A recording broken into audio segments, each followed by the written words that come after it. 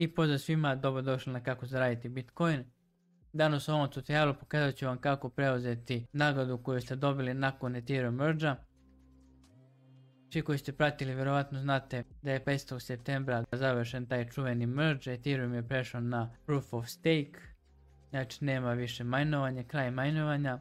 Sada se transakcije validiraju tako što ljudi stejkuju svoj Ethereum i onda postaju zvanični validatori. U svakom slučaju, nakon tog 5. septembra nastala je nova mreža Ethereum Proof of Work Mainnet i glavni token na toj mreži ETHV. I svi koji žele da nastave majnovanje Ethereuma, pošto zvanična mreža ne podržava više, to može da urade preko Ethereum Proof of Work Mainneta, koja je znači posebna blockchain mreža i ona mora ručno da se doda na MetaMasku ili na nekom walletu koje već koristite. Ukoliko ste imali Ethereum kada je bio taj merge oko 5. septembra, svi ste dobili taj ETV token. Kogod je imao na menjačnici, njemu je već leglo tamo menjačnici na walletu i on je sigurno vidio da je to stiglo. A svako ko ima neki svoj wallet, MetaMask ili nešto drugo, on mora ručno da doda tu mrežu da bi video taj novi token. I u MetaMasku da bi vidjeli ovaj token potrebno je da dodate mrežu. Sada ću vam pokazati kako to da uradite. Evo, otvorimo naš ovaj MetaMask. Ja recimo imam nekih 0.04 Ethereuma trenutno i toliko je bilo kad je bio taj merge, tako da sam ja dobio 0.04 ETHV i da bi to video, ja ovdje imam samo mainnet, potrebno je da dodam novu mrežu. Da bi dodali novu mrežu, kliknemo ovdje na ovaj oficijalni sajt i ovdje možemo vidjeti zvanične parametre za tu novu mrežu ETH mainnet, evo to je ovo. I ovo su ti parametri koje mi treba da upišemo.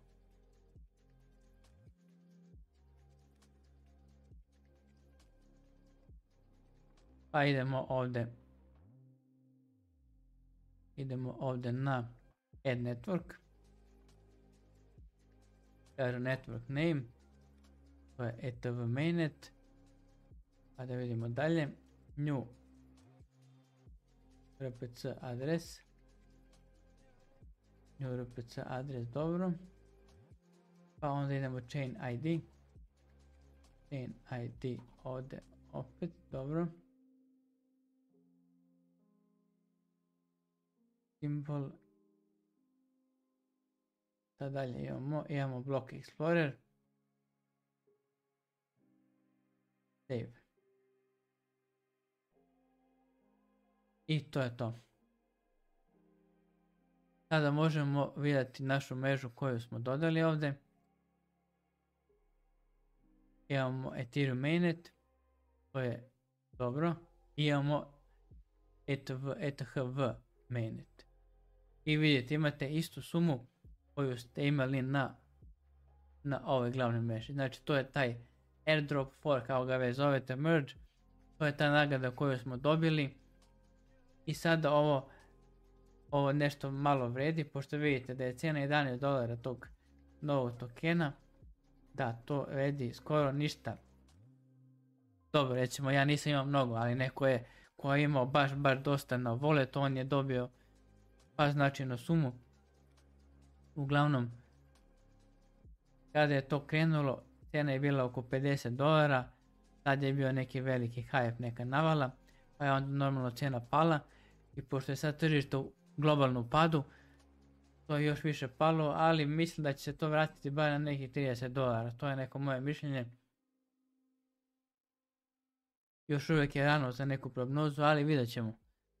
Sve u svemu, ovaj token možete čuvati tu u walletu, možete ga prebaciti na neku menjačnicu i prodati. Ovdje na ovom sajtu,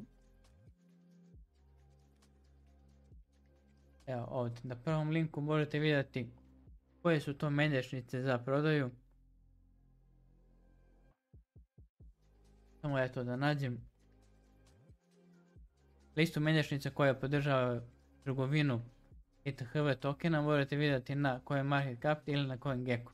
Evo ja ću otvoriti ovaj CoinGecko, pošto mi je on nekako više, lepši mi je nekako. I vidite, ovo je lista gdje možete vi prodati. Od svih ovih mjenjačnica, ja recimo imam nalog na ovaj Gate i imam na ovaj.